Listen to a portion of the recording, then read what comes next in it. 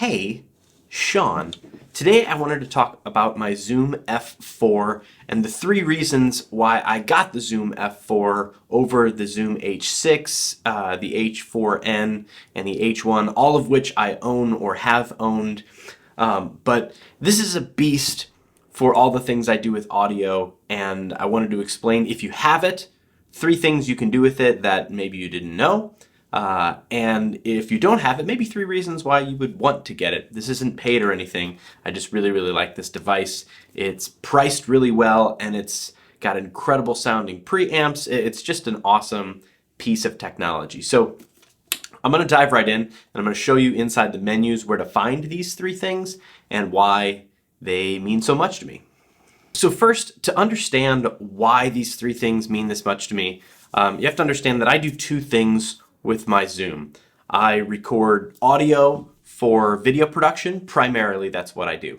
I'm a video producer, and I use the F4 when I'm doing interviews or when I'm getting on-location sound for different videos and things like that. And so the quality of everything that it records is really important to me. But I also use it for podcasting.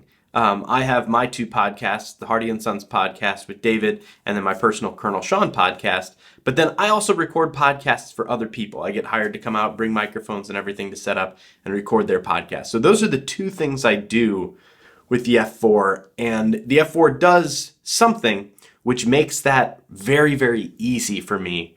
And I'm going to dive into that with the first one. And that is that you can route different things to the 2 different SD card slots. So behind the little door, there's 2 SD card slots, and in the settings, you can pick what kind of file gets recorded to each of them at what quality, etc. And so you can have high quality files recorded into one and proxy files recorded into the other. What I do is I record all of my video files as a polyphonic WAV file. So when you record a polyphonic WAV file, it takes all of the tracks and combines them into a single file without losing their individual track nature. It doesn't like mix them into a single stereo file. It keeps all 4 tracks separate, but in one file. Polyphonic means multiple sounds in one file. And so if I'm recording, let's say, a 2-person interview, and in my 4 channels I have 2 lavs and then 2 overhead booms for the 2 people, all of those get recorded into a single WAV file, which inside of Final Cut, which I use, or Premiere or DaVinci, you can sync up that file one time and all of the microphones are synced. You don't have 4 separate audio files that you need to sync and manage, but once that single WAV file is synced, you can go in and mute certain channels or pull different ones out. You can manipulate it just like you would 4 separate files. It's just cleaner and simpler with one file.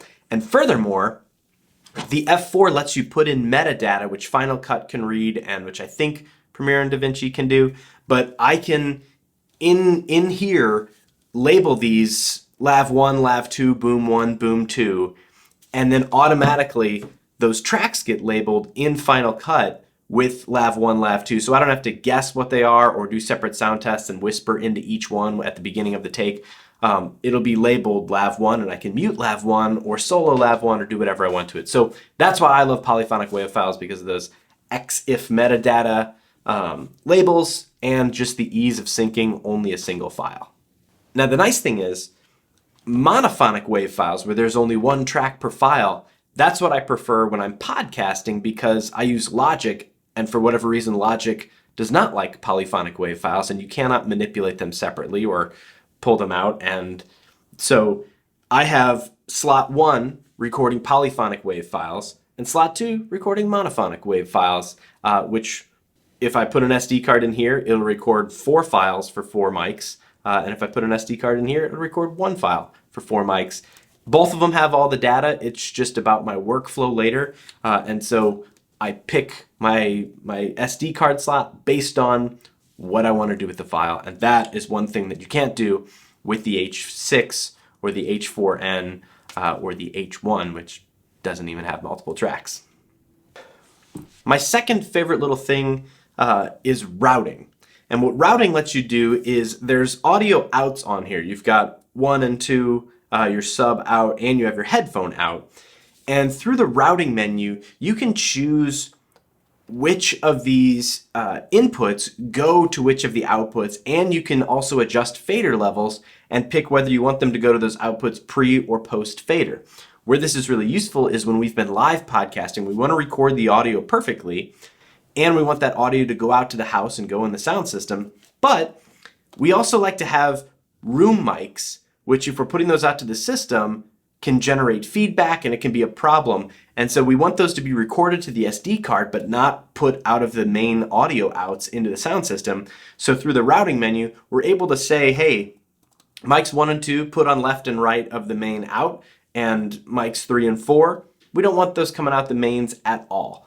And it's really convenient to do it that way. And the other thing about routing, which is nice, is if you're connecting this directly into a camera for video production, you can use this button to create slate tone. You see it hits all of the tracks.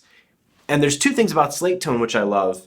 And one, it makes syncing really, really simple, where if you're running audio out into the sound card of your camera, odds are the sound card of your camera is not as good as the sound drivers in the F4. And so you're probably just going to use it to sync up later. And hitting the slate tone will give you the exact, you're going to see that length in your waveform, and it makes syncing that file to these files instantaneous. It makes it really, really easy. You don't need to use a slate. You don't need to clap or anything like that. Just tap that little button and you're good to go. But the other thing is, if you do want to use the audio from your camera and you want to make sure that your levels are right, because if you have your levels on your camera way too high, even if they're set perfectly here, you're going to be peaking way too much in camera. And so you can set your slate tone in the menu to be whatever volume you want. And so I can set it to -12 and lock it so it turns on. And it's just going to keep that slate tone going out the mains at exactly -12. And then in my camera, I can look at the audio in, and if it's way louder, I turn it down until it hits -12. If it's too quiet, I bring it up till it hits -12. And then I know that the levels are equal in the F4 and in the camera. And so if I want to skip the whole syncing step, or I'm not even recording in the F4, I'm just using it to plug multiple mics into a mirrorless camera, I'm good to go and my levels are set. Now, the last tip is my absolute favorite, and the H6 can do this. I'm not sure if the h4n can do it. I'll say probably, but they don't have the control that the F4 has, and they call it backup recording. And the F4 calls it dual channel recording. And you find this in your record play setting of the menu. And when you turn it on, you can plug one mic into channel 1 and it will record simultaneously into channels 1 and 3. And what this lets you do is adjust the trim separately. And so I use this if somebody's talking in an interview, and let's say there's been times where somebody is demonstrating singing or something like that. And when they're talking at one volume, but when they start singing, it's so much louder and the mic peaks, and I don't want to sit there and keep turning it up and down. And so what I can do with dual channel recording is set channel 1 to record it at the level where they're talking, and set channel 3 to record it at the level when they're singing, which is turned down quite a bit typically. And that way I have essentially two separate tracks, and I can switch back and forth between them depending on how they're talking, instead of trying to feather the volume or fade it up and down in post later. I just have two perfect channels recording at the two perfect levels for the two different volumes that are going to be a part of that recording. This is really useful also if you have a single microphone and two interviewees. And there's a lot of times where when people are sitting close together, you don't want to do two boom mics, or you have a single pencil condenser microphone. And when you do that, if one person is really loud and the other person is really not, use dual channel recording to set volumes separately for these two individuals, and then you can switch back and forth between them just like you do cameras, and you won't again be feathering your audio or trying to finesse it in any particular way. The H6 and H4n call this backup recording, but it doesn't work for the XLR inputs. It only works for things through the stereo line in input. And so like if you're plugging a lav, like a wireless lav into it with a headphone jack, it automatically records a second channel at -12 or 12 decibels less than whatever your settings are for that channel. And so you don't have that same control if something is a whole lot louder or really not that much different. It's always just going to be that -12 on the H6 and the H4n. So that's why I love the control that I get in the F4 to basically turn one microphone into two completely separate audio tracks set at completely different levels. Those are my three favorite things about the F4. It's heavy. I hate its battery life. I end up using a V-mount battery with a cable that I bought that I can go from the D-tap into the Hiroshi connector. But other than that, I absolutely love the F4. It's been great to me. It's durable. It's heavy, but it's awesome, and I really like it. So that's it. Thanks for watching. If you have any questions, any tips, I'm always trying to get better at audio. I know my most popular videos are about microphones and audio, and there's always comments about how bad the audio is when I record videos about audio. I'm learning, I'm getting better, and you don't know which videos are going to be good and which ones people are going to like and which ones are going to get 1,000 views. But I do my best and I keep trying to get better. So if you notice things wrong, this video was recorded with the D D3 Pro, what is it? D2 Pro on-camera mic. It's the little cute one that's like the Rode VideoMic Pro, but way better and way cheaper. So that's what recorded this video. And yeah, thanks for watching. See you later. Bye.